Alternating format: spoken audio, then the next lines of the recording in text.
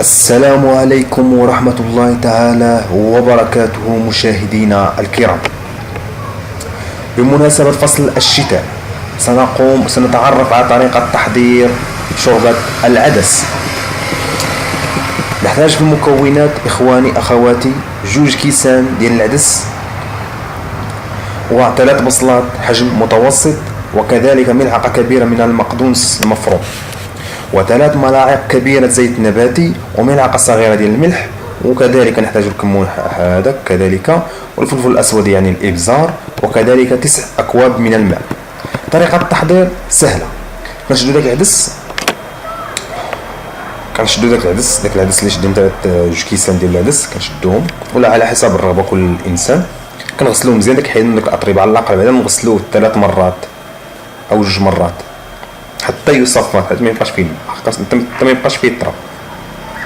من بعد كنشدو واحد القدرة ولا جميلة ولا اي حاجه تكون موصلة الحجم، ونحطوه على النار. يوضع العدس المغسول في الماء ويوضع جانبا. يقطع البصل قطع متوسطة الحجم، يضاف الى العدس، ثم توضع هذيك القدية او داك الكاملة او داكشي على النار متوسطة، يترك حتى يغلى وتزال الرغوة البيضاء على سطح الماء، يعني ما يبقاش داك الشيبيات كيبان فوق الماء. من بعد عندما كيتخلط داكشي كنخلطو مزيان، كنغطيو ديك القدرة او داك، ويترك العدس لينضج، يعني كنخليوه واحد شوي على نار خفيفة لمدة 40 دقيقة مع التحريك، يعني كنبقاو نحركو باش ما يلصقش.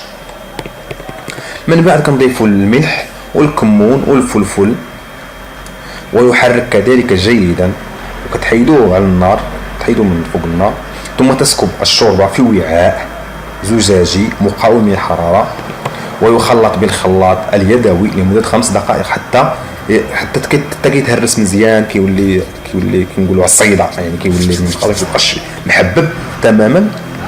من بعد كنشدو كنرجعو ديك هذاك، كنعاودو نضيفو في هذاك العدس، يوضع على النار، ثم يضاف الزيت، وتترك الشوربة حتى تغلى.